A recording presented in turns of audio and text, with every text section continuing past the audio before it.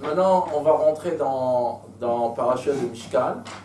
Au milieu, il y a Parashat Kitissa. Et après, Vaïkel Pekou. On a la brûle. On a Teroma Tetzavé. Kitissa. Vaïkel Pekoudé. C'est quoi l'ordre? Dans Teroma Tetzavé, c'est Dieu qui nous dit ce qu'il faut faire. Kitissa, elle est au milieu. Après, Vaïkel Pekoudé, c'est nous qu'on est en train de faire ce que Dieu nous a dit. C'est comme ça que ça marche. La seule raison, pourquoi est-ce qu'il est allé au milieu? Si Dieu nous a dit Teruma Tetzavé, au début, mais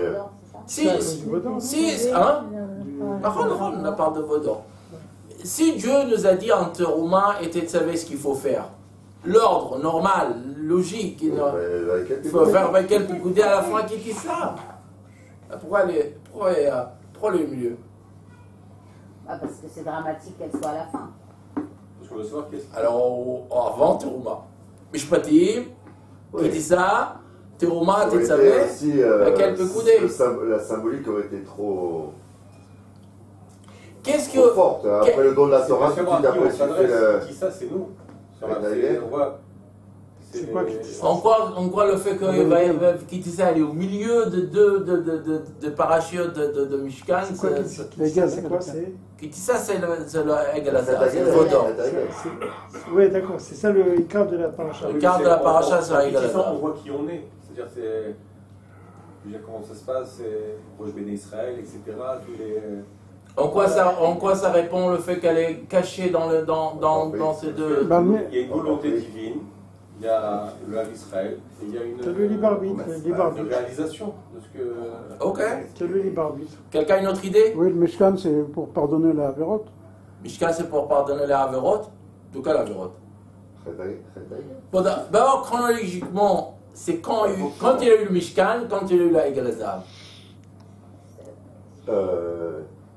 Il y a eu Egalazar d'abord, et après... Il a fait, alors qu'il dit ça doit être quand? Oui, mais parce que on vient de recevoir la Torah, on vient de recevoir la Salat Dibron et la faute. Psychologiquement, Hachem, il voulait pas montrer que l'un vient avec l'autre. Mais à la fin, il le montre, il le dit dans Parashat Kitissa. Oui. Je parle maintenant, même chronologiquement. Elle est enfermée, la... Pourquoi elle est enfermée? Pour la tenir. Pour la tenir, qu'est-ce que ça veut dire? Pour tenir quoi? Pourquoi est-ce que la tête serait tenue? Je sais pas. Pour le vouer le fut pas. Le veau d'or. C'est pour séparer le don. On ne pouvait pas ne pas séparer le don de la Torah et les Chetagel. Il fallait qu'il y ait une. Pourquoi? Tu as raison, il fallait. Mais pourquoi? Ça visait, c'est pour notre. C'est Hachem qui pense à nous. Ça aurait été trop dur on reçoit un des clous clés de l'existence du monde. C'est la Torah et juste après. C'est du Hilul Hashem. En autre mot, tu dis le veau d'or, c'est une grande honte pour le peuple juif. Oui. C'est une grande honte. Ah oui. Et Dieu ne veut pas nous faire honte. Qu'est-ce qu'il fait? Il la cache. C'est exactement ce que disent les Rachamim. Il la cache entre les parachutes. Le Rav Berger, une fois, il a dit la même chose. Dans une paracha, c'est ceux qui doivent aller à la guerre. On dit soit qui se marie, tout. Puis d'un seul coup, et soit qui a peur, il y va pas. Donc il a dit on le met au milieu. Mais pourquoi tu mets au milieu? Parce que comme ça on voit pas. Bon, soit qui est au milieu, bon alors lui aussi, peut-être, là il s'est marié, psychologique. Non, c'est magnifique de cacher un peu l'histoire de Vaudor, c'est quelque chose de terrible. C'est une des plus grandes hontes. La seule chose qui était plus dure que ça, c'était Meraglim. Il n'y a eu que 4000 morts. 3000 et quelques. Voilà, d'accord, excusez-moi. Entre 3 et 4, on va dire. pour la faute à Hegel et pour la faute des Meraglim. Et vous savez pourquoi? Et vous savez pourquoi? Pourquoi la faute de Vaudor, c'est une faute terrible.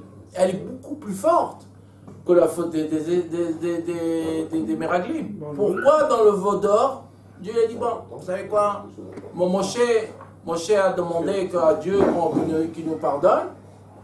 après 60 jours, Dieu nous a pardonné.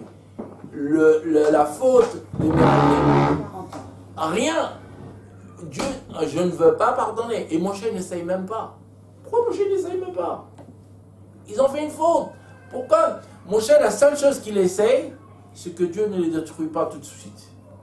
Mais quand Dieu lui dit, bon, ils vont rester 40 ans dans le désert et mourir chaque année, Moshe ne dit rien. Pourquoi? La faute à Hegel, c'est Ben Adam la Makom. Ça, on sait. Ça, c'est Madame Lacom. Et faute à Meraglim. Parce que Hachem l'a dit, on ne fait pas. Pourquoi alors? Excusez-moi, monsieur le rabbin. Hein? On s'éloigne un petit peu de Teruma, là. Selon un petit peu de Teruma. Qu'est-ce qu'on a dit? Ici, ça vous fait encore. Ici, on fait des vrais Torahs. C'est vrai qu'on peut parler aussi on va parler aussi de Parashat Hashavua, mais c'est quelque chose. On a parlé pourquoi est-ce que. On a parlé de Teruma, Tetzavé, on a pourquoi Kitissa aller dedans, mais juste pour vous dire quelque chose d'extraordinaire. Je sais que vous allez aimer parce que la semaine dernière, vous m'avez dit que Eretz Israël, c'était avant la Torah. Et moi, j'ai dit non. On n'a pas dit avant. On a dit que c'était le but de la sortie d'Égypte. Ok, c'est une grande importance. C'est une grande importance. Et la vérité, la réponse à ma question, c'est ça. Eretz Israël, c'est pas une terre, c'est une entité. Une entité en soi. Il y a Torah Israël, Am Israël et Eretz Israël. Les trois, c'est trois entités. Dieu ne peut pas pardonner. Nous, on a vexé Eretz Israël.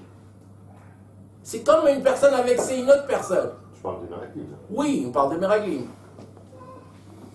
Alors, qu'est-ce que Dieu peut faire? Il n'a rien à faire. C'est quand il a les mains liées. Il ne peut rien faire. Il ne peut pas pardonner au nom d'Eretz Israël. Donc, dans le chet de Hegel, c'est une faute qu'on a fait vers Dieu. On a demandé pardon. Il dit, bon, Dieu, il a dit, bon, d'accord, je vous pardonne. Bon, dans la faute de Meraglim, on ne peut rien faire. Et Moshe Rabbeinu ne peut rien demander. Parce qu'il n'y a rien demandé. Ça te prouve l'importance que tout le but, tout le but premier, il est ici. Il est d'être ici en Eretz Israël. Dans quel but? C'est de l'universalité, donc pour après diffuser. C'est trois entités qui sont séparées. Et moi, je suis d'accord sur ça. J'ai toujours dit. Il y a trois entités. Il y a Torah Israël, Am Israël et Eretz Israël. À mon avis, je tiens à leur dire que Torah Israël, c'est la première dans l'ordre, parce que sans ça, il n'y a rien du tout. Après, il y a Am Israël, qui va faire Torah Israël, et à la fin, où il va la faire? En Eretz Israël. Voilà, ça c'est... Le Rav ne dit pas dans cet ordre-là. Non, vous savez. Et Montesquieu dit aussi qu'il y a trois chiottes, mais c'est un autre problème. Montesquieu. Maintenant, juste une petite...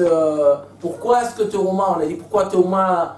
On a Teruma Tetzavé, après Kitissa, Vaiket Pekoudem, mais pourquoi Teruma, elle est après Mishpatim? Mishpatim, elle parle des lois monétaires. Babakama, Babal, Batra, c'est tout ce qu'on parle. Tout d'un coup, on parle de construire le Mishkan. C'est quoi la première chose dont on parle de Mishkan? Ça, c'est l'argent. Et là, on te demande de l'argent. C'est ce qu'on te demande. C'est ça, une donation au Mishkan. C'est tout ce qu'on parle de donner ça, donner ça, donner ça. Pourquoi est-ce que Mishpatim, ça va avant Trouma? Quelqu'un a une idée? C'est la justice. Alors, quel rapport entre Mishpatim et Teruma? Quel rapport entre... Tu ne peux pas donner quelque chose qui a été volé ou... Il y a fait mode. Si quelqu'un vole quelque chose, après il va faire une donation de $10 000, il avait les $100 000, il dit, ah, voilà, moi je suis... Je donne. Désolé, c'est même pas à toi, qu'est-ce que tu donnes? T'es un voleur. Alors, mais la Torah dit, d'accord, avant de donner, ça, ce que tu donnes doit être pur. Tu veux donner à la tzedaka, c'est super. Mais d'abord, sache que les lois, c'est quoi les lois de quelqu'un qui vole, ou quelqu'un qui fait une affaire, mais qui arnaque l'autre personne? Non. Shalom, bonjour. Il nous manque une personne pour faire le Zohar d'un bébé. Alors je voulais savoir s'il y a une personne peut-être de disponible qui peut faire peut-être C'est une super moussard, parce que j'ai vu ça même en France et aux États-Unis. Les gens, ils n'arrêtent pas de voler, ben après ils viennent, ou alors ils travaillent Shabbat. Ils sont pleins d'argent, et après, je donne voilà, 10 000 € à la synagogue, c'est pas grave, je peux continuer à travailler Shabbat. Non. Si l'argent vient de Shabbat, ça n'a aucune valeur, tu ne peux pas le donner. Surtout, tu ne peux pas le donner à une synagogue, c'est là où Dieu est représenté. C'est pour ça que Terouma... C'est pour ça que ce Shabbat, il y a beaucoup de synagogues qui sont fermées. ça c'est marqué pour toi, on va parler de ça. Ouais, pas Shabbat. C'est le jour où je fais mon plus grand chiffre d'affaires. Et alors, bon, il y a une autre question qui est très connue, qui est posée par 10 000 commentateurs. Chapitre 25, Pasuk Bet. Daber al Bnei Israël parle aux Juifs, aux enfants d'Israël, Vikrou les Teouma. Vikrou. Et qui me prennent un don. Me'et ish. Me'et kolish, de chacun, chef de Vénébo qui veut donner, Vikrou Teromati. Qu'est-ce que la Torah elle aurait dû écrire? Itnou les Terouma. Itnou les Terouma. Tout le monde pose cette question. Pourquoi c'est marqué Vikrou? Si je donne quelque chose, je donne la tête. Je ne prends pas. Parce qu'il prend quelque chose de chez lui. Qu'est-ce qu'il prend de quelque chose de chez lui? Qu'est-ce que ça veut dire? Quelque chose qu'il va donner, il le prend de chez lui. Non, il le prend de chez lui, mais il le donne. Il n'a pas écrit Veikrou Mimeni. C'est marqué Veikrou li. Li, pour moi. Ils prennent pour moi. Il arrête pour moi. Ils doivent dire Veitnou li.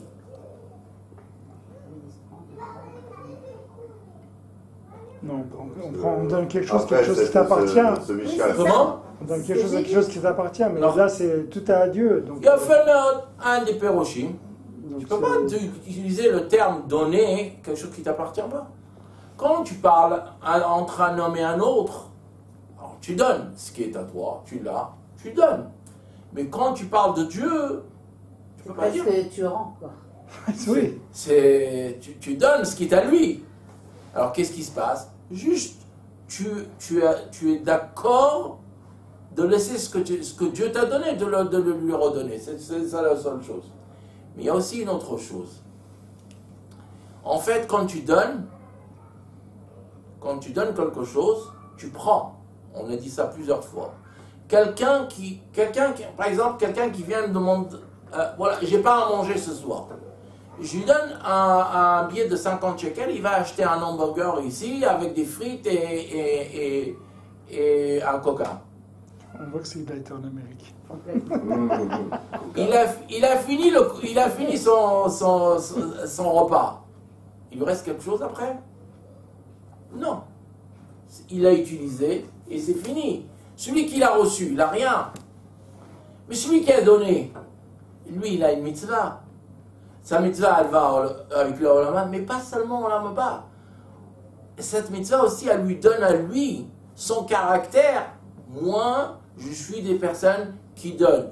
Moi, je suis capable de renoncer sur quelque chose qui est à moi. Ça lui crée sa personnalité. Donc, et ça, c'est pas quelque chose qui est limité par le temps. Elle est infinie. Elle est infinie sur ce monde. Et elle est infinie. Donc, c'est marqué aussi, quand Abraham a vu, c'est comme la première fois, c'est marqué ce terme, Vikrou. Oui, ça va? Marata Merpelin. Non. Quoique, Tira. Non. Oh, c'est marqué la première fois ce terme, Vikrou. Pour les odeurs Non, bien avant. C'est marqué chez Abraham Avinu quand les anges sont venus. C'est marqué Vikra Patlechem. Et c'est marqué aussi prenez de l'eau. Ce terme prendre, c'est déjà marqué chez Abraham Avinu.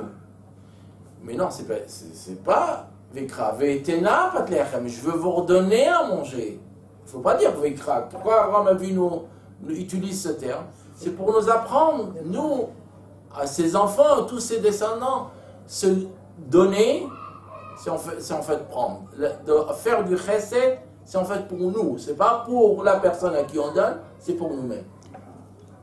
T'as une question, Mordechai? Non. Ok. Maintenant, regardez Perek Café Pasuk Bet. Tu l'as déjà dit ça. Celui-là qu'on vient de dire. Hein? Tu l'as déjà dit. Café. Café. Pasuk Bet. Bet. Non. C'est le bet café. Oui. Ah, pardon, oui. Vikro l'hétéroma, mais alors, c'est la même chose. Café Bet. Vikro l'hétéroma. Maintenant, regardez Rashi.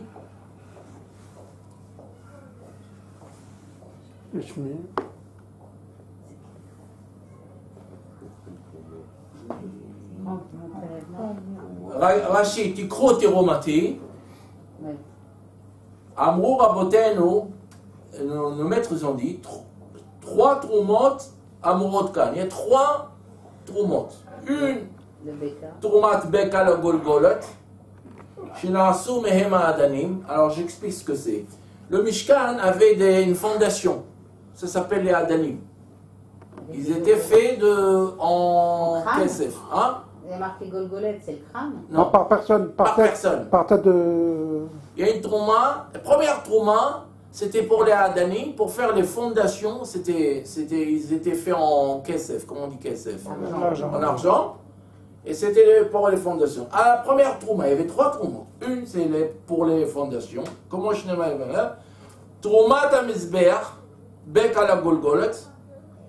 En fait, ça, c'est pour les dépenses de Beth Amikdash. C'est en notre terme un budget. Un budget pour le Beth Amikdash. Faire un korban de Tzibour, il fallait de l'argent. Ou alors acheter de l'huile, il fallait de l'argent. Enfin, tous ces trucs-là, il fallait de l'argent. Comment on faisait ça? C'est une trouma qu'on faisait à Rosh Chodesh Nissan.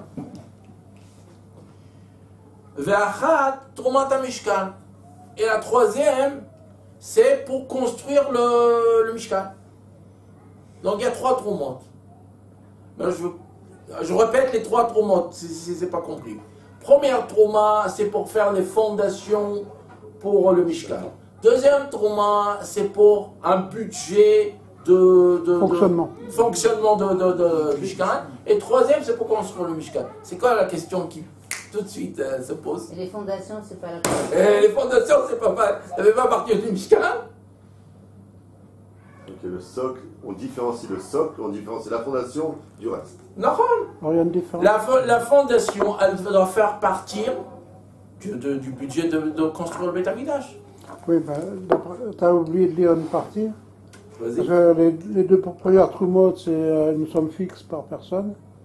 Et la dernière, c'est chacun il offre ce qu'il veut. Donc on peut pas...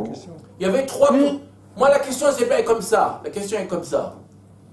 Pourquoi les Adanim ont une trouma séparée du Mishkan? C'est ça la seule question. C'est ce que la dame a posé. Mais quand dit Mishkan... Toi, tu vois, simplement, c'est autre chose, un autre détail. Mais la vérité, sa réponse, elle est très simple. Si vous réfléchissez, la réponse, elle est très simple. Pourquoi une fondation, elle est séparée du reste?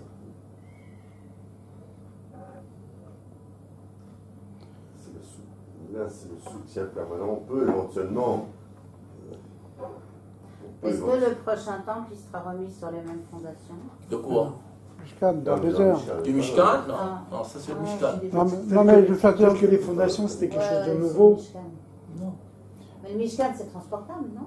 Oui, que ça veut dire les fondations. Il y a des fondations à quelque chose. C'est pas fixe. Et alors? C'est pas fixe. C'est les mêmes fondations, ils vont pas les changer à chaque fois qu'ils les transportent le Mishkan. C'est les mêmes pas fondations. quelque chose comme les fondations ici de la synagogue qui sont... Non, c'est pas la même chose.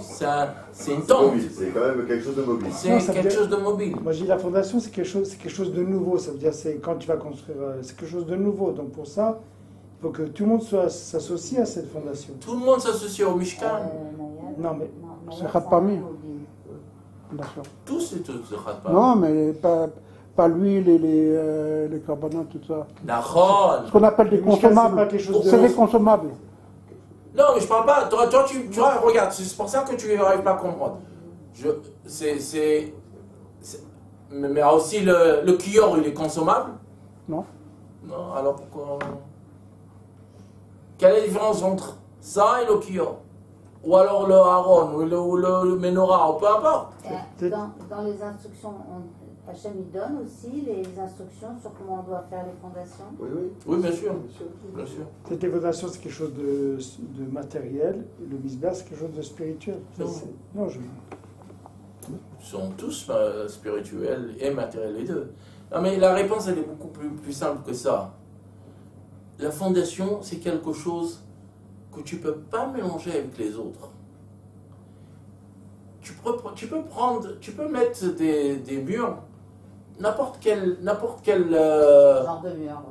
comme ça, des comment on dit, briques ou des avanim.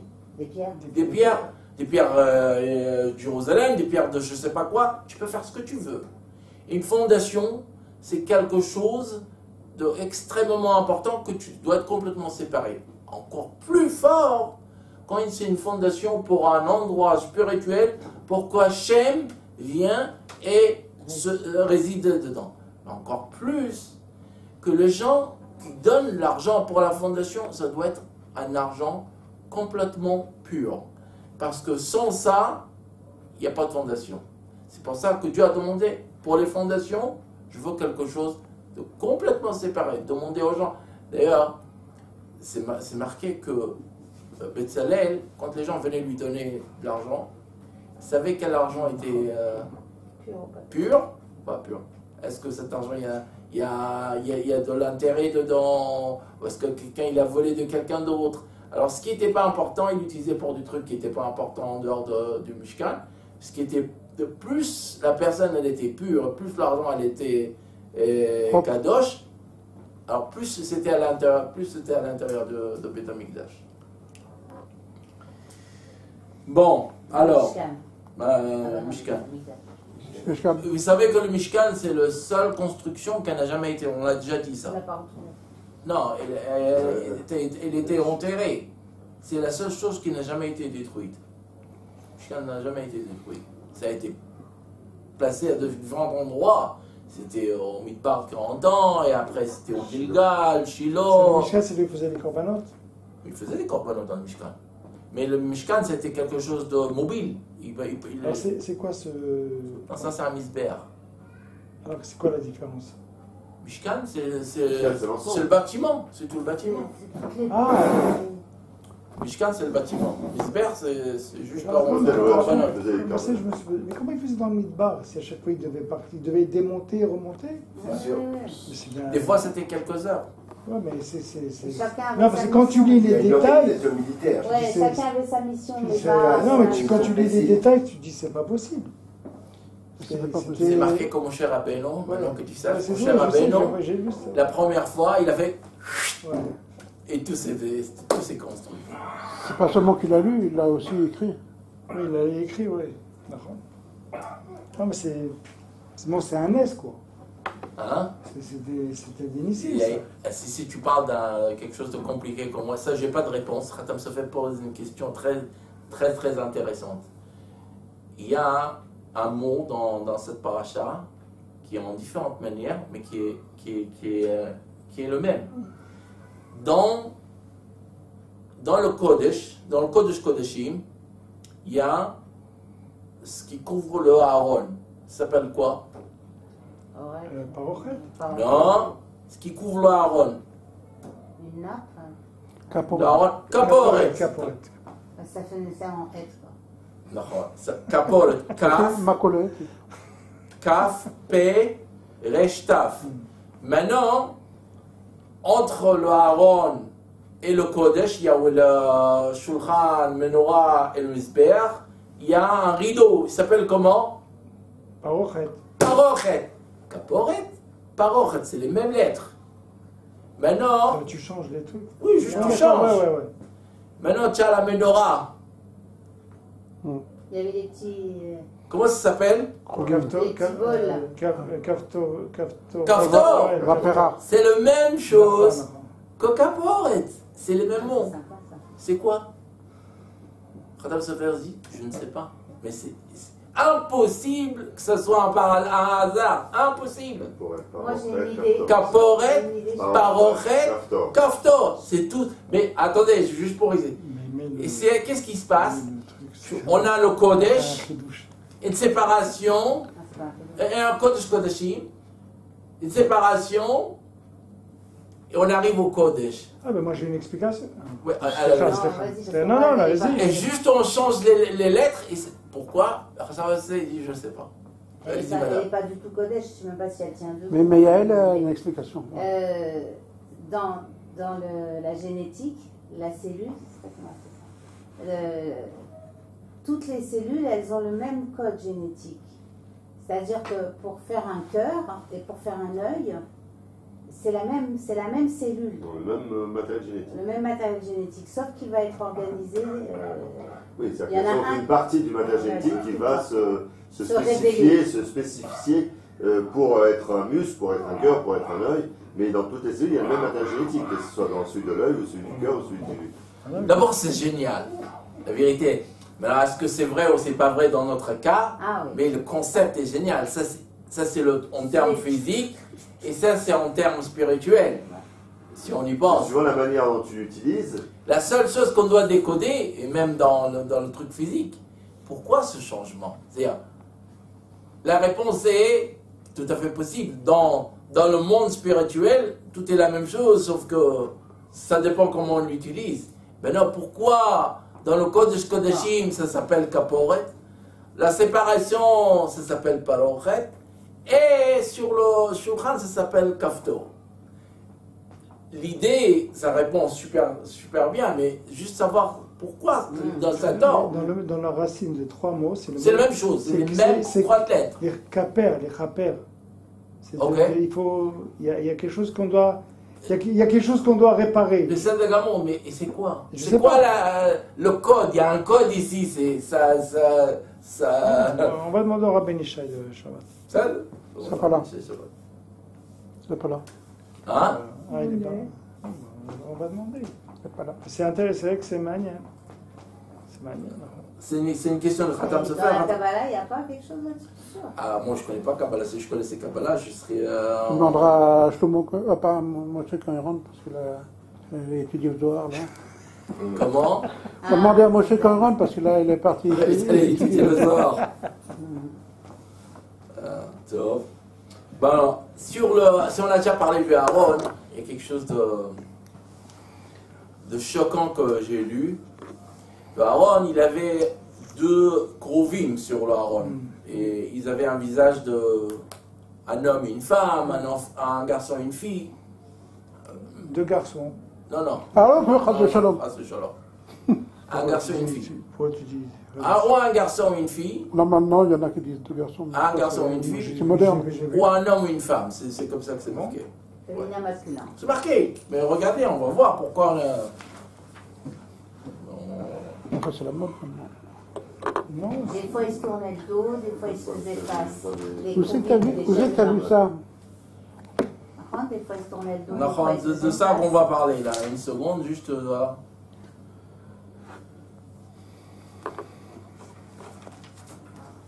Vous n'êtes pas chaud? Bon, on va pas perdre du temps dessus, mais les Krovim avaient le visage, peut-être c'est pas marqué ici, le visage ou d'un homme, une femme, ou d'un garçon, une fille. C'est pas le visage de Tinokim. Comment? De Tinoch, il avait aussi le visage de Tinokim. C'est marqué un enfant, un garçon et une fille, un petit garçon et une petite fille. Tu sais que c'est marqué? Je ne sais pas où c'est marqué. C'est le Rashi. Non, je vous dis, c'est quel passage? Moi je l'ai lu. Oui, Ayua Kerovim, c'est chapitre 25, Pasuk Kaf.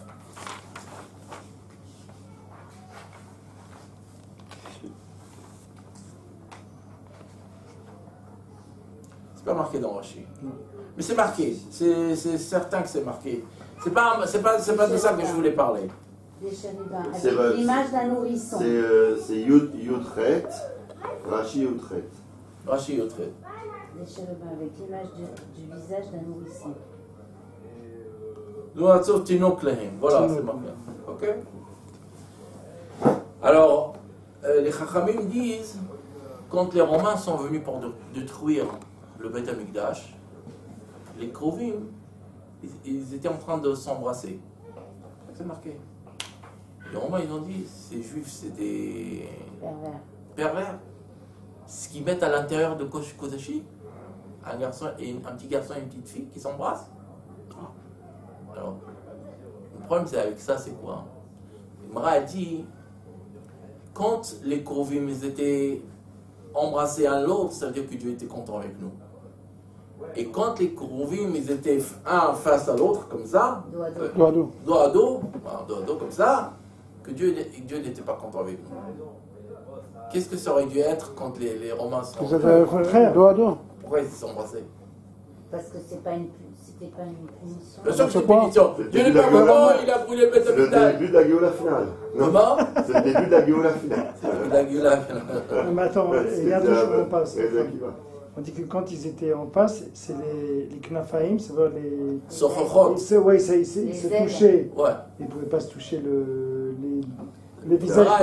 L'Agmara ils ne pouvaient pas se toucher parce que c'était. L'Agmara disait, il y avait un miracle, quand Dieu était content, ils s'embrassaient. Ils on cerclait l'un avec l'autre. C'est comme ça que c'est marqué dans l'Agmara. Je ne t'invente pas ce qui est marqué. Non, je crois. Mais alors, quand les Romains viennent, normalement ça doit être quoi? Dos à dos.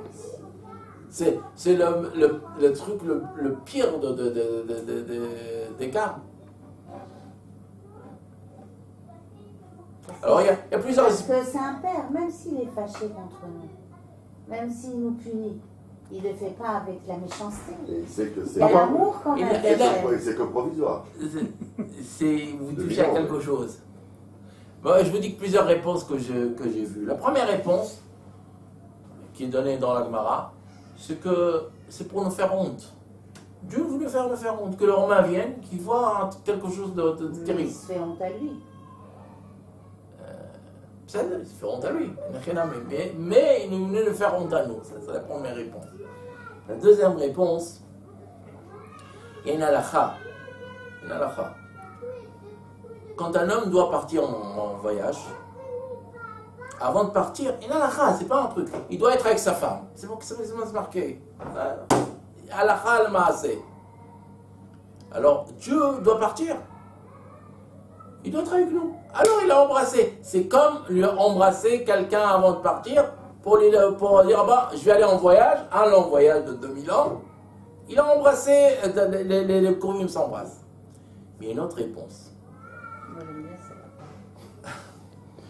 On jette de l'eau. Bien, t'as entendu? On part toujours ensemble. Ça sert à rien. Dans l'histoire juive, il y a eu plusieurs fois, c'est marqué dans le Rishonim, quelqu'un arrive dans une ville, il voit quelqu'un qui vend le stone, ils vont le skila. Lapidé. Non, lapidé. Bah oui, on lapidé. Il demande pourquoi on lapide. Alors il tend la personne qui va être lapidée parce que j'ai gardé Shabbat. Après il va un peu plus loin, il voit quelqu'un, on va le brûler.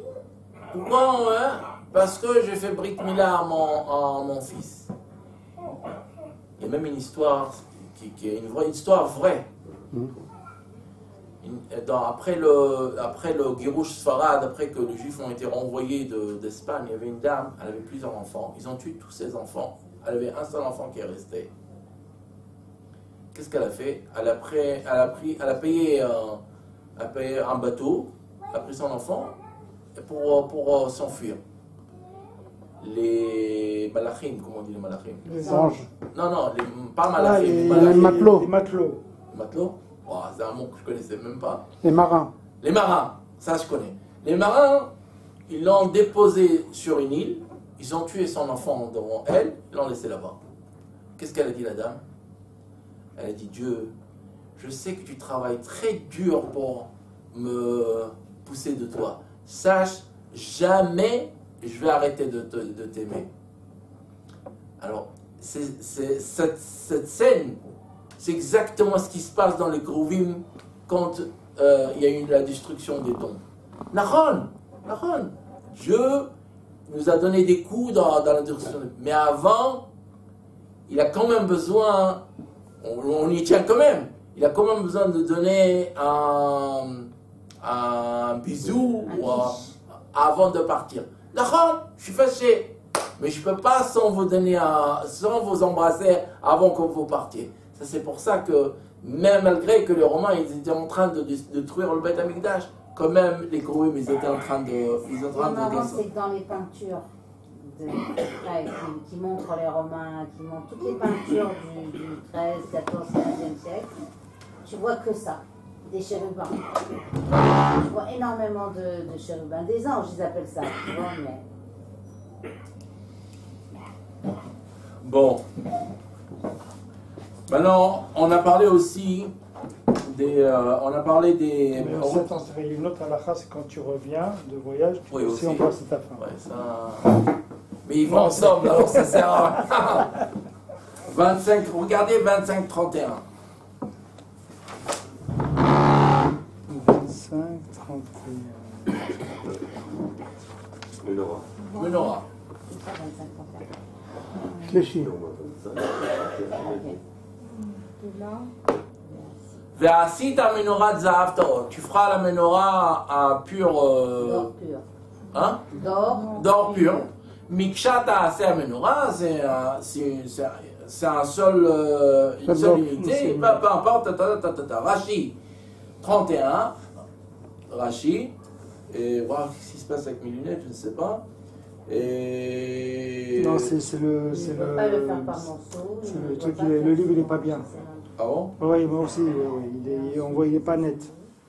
Comme font les orfèvres. Pourquoi? Tu vas prendre le mien parce que moi, ça... C'est marqué Ve'asita menorah zahav tahor. Tu vas faire une menorah. Nachon? Qu'est-ce que Rashi dit?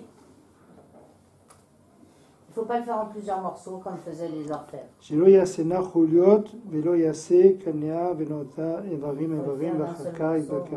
Il faut pas faire, comment on dit là, des morceaux. Ok. Sans Ah, tu vois, faut que tu te mêles. Maintenant, regardez, dans le même chapitre, mais verset 40.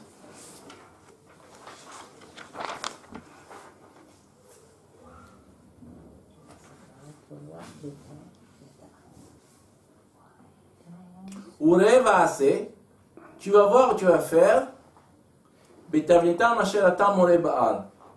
Rashi.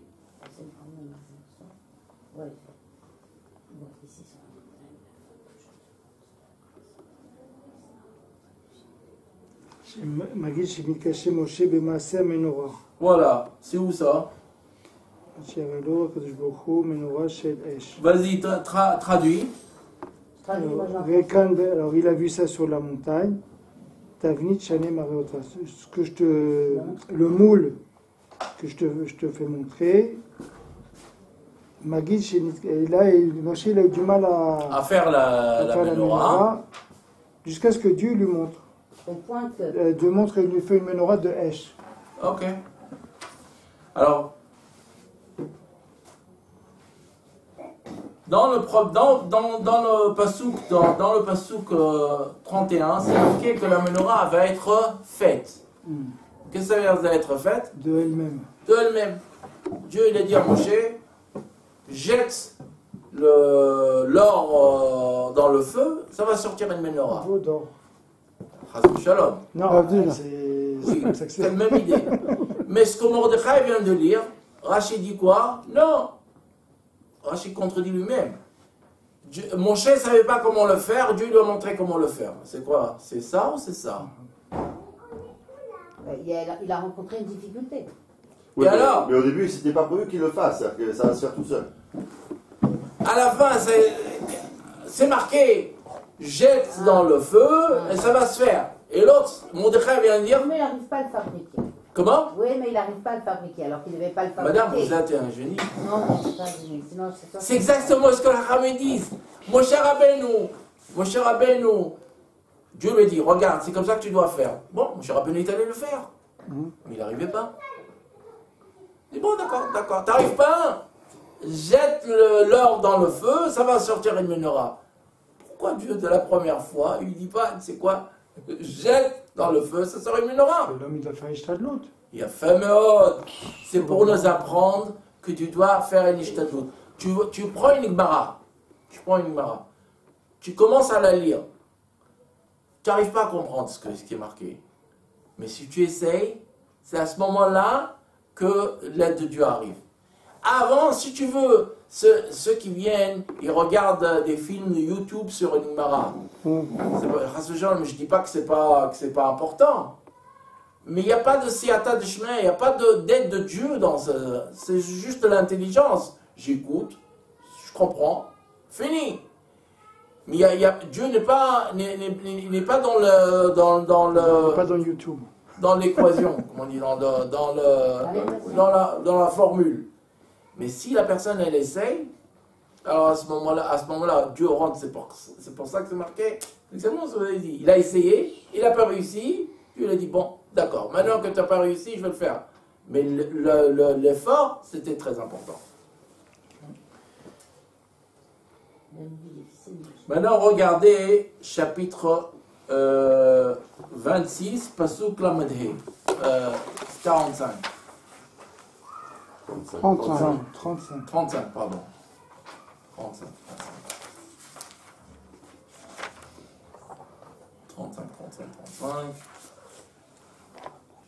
Maintenant, on a fini l'Aaron. Et maintenant, on parle du Shulchan. C'est marqué.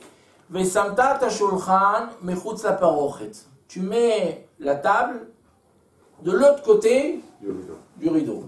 Veta menorah nochach ha-Shulchan. Et la menorah, elle est en face du Shulchan. Al tsela mishkan, sur le côté du Mishkan, Temana c'est le sud. D'accord? Vers Shulchan, et la table, Titen al tsela tzafon. Et la table, tu le mets dans le côté nord. Ah, j'ai compris. Tiens, moi,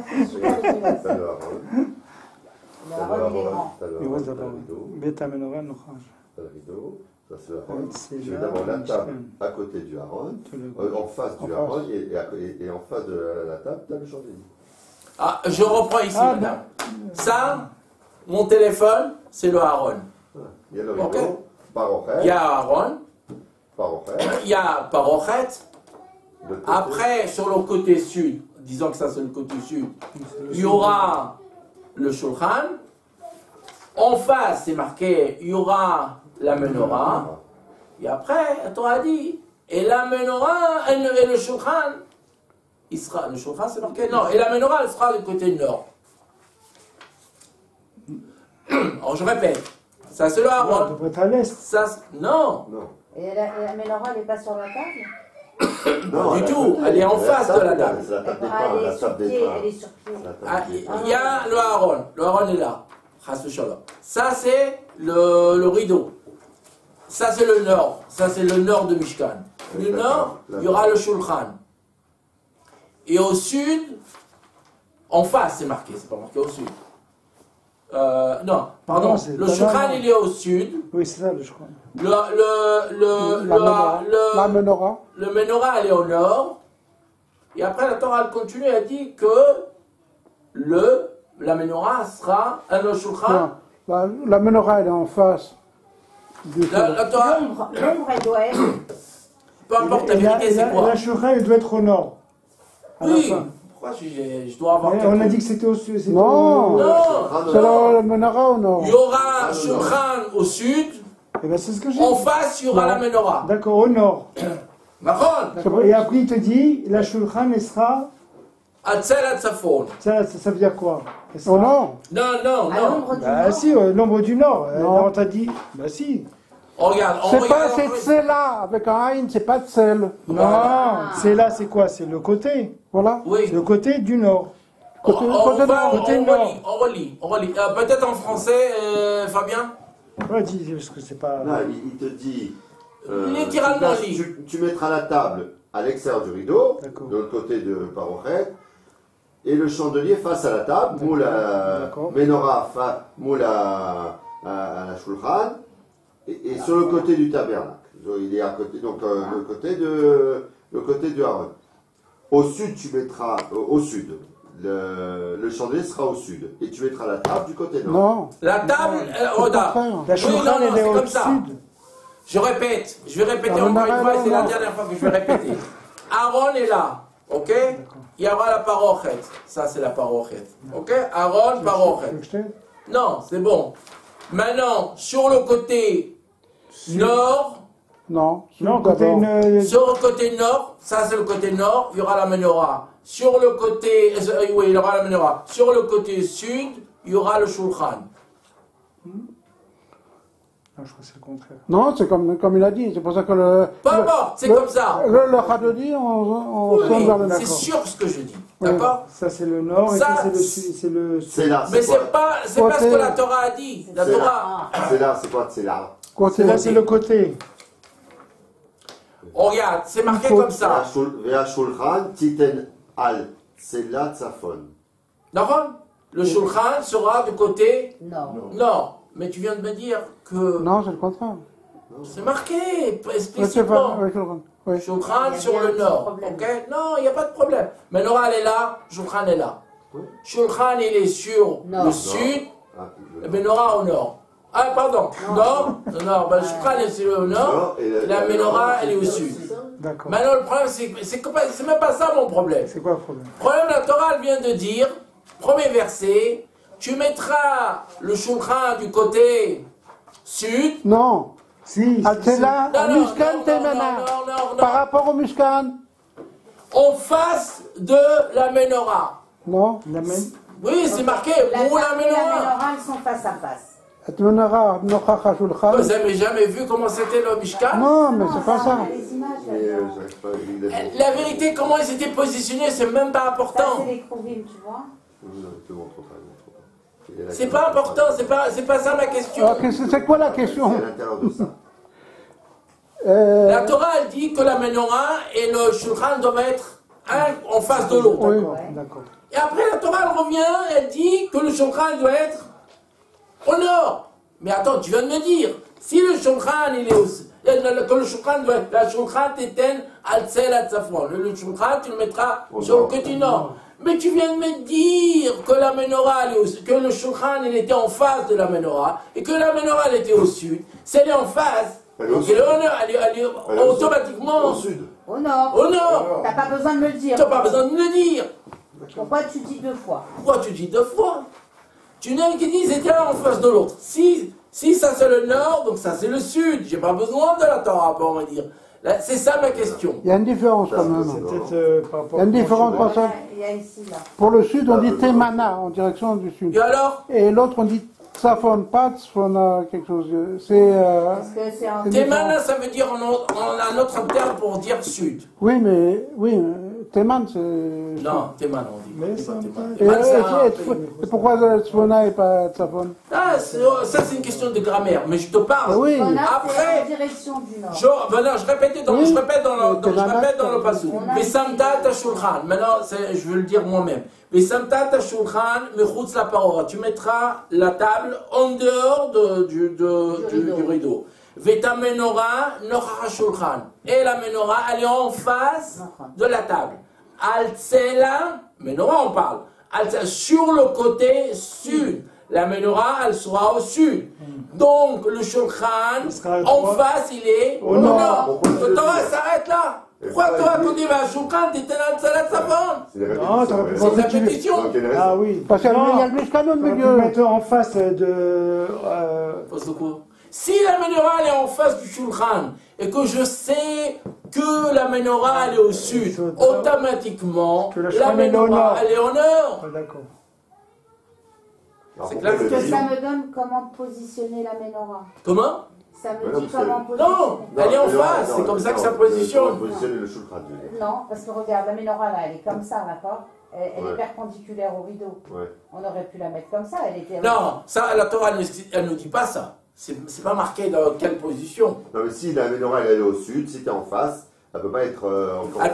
La Torah, elle ne dit pas si elle est comme ça ou elle est comme ça. Elle nous dit sur quel côté Oui, elle est mais comme attends, ça, elle est comme ça. le Shulchan aurait pu être aussi au sud, beaucoup plus loin dans le. Non, mais c'est marqué qu'elle était en face. Elle est en face à face. Oui, le point du mot c'est en face, alors si tu sais que c'est le nord, alors tu sais le sud. Ça dépend comment tu places ta menorah. C'est ça, ouais, si tu la mets comme ça, ta menorah, C'est c'est ce que j'ai chandelier. dit. Elle peut être aussi au sud, la Shulchan. Peu importe comment tu la places, sur quel côté du Mishkan elle était. C'est-à-dire, ça c'est le Haron, Ouais. ça c'est le Parochet. Un côté ce sera la menorah, un côté ce sera peu importe les côtés. Un côté ce sera la menorah, un côté ce sera le Shulchan. C'est ça en face de l'autre. Oui, mais ça va être aussi là et là. Comment ça là et là? Comme ça. Toi, t'es là et Non, c'est marqué Nochach. En hébreu, Nochach, c'est de l'autre côté. Ah, de l'autre côté. Nochach, c'est de l'autre côté. Et t'as oublié le mot Mishkan dans l'affaire. C'est Quoi? C'est là. Alors pourquoi c'est comme ça? Ah, pourquoi il répète le nom? On répète le nom. Alors j'ai vu une explication, j'espère, j'aurai pas le temps de la dire entièrement, mais je vais commencer à le dire.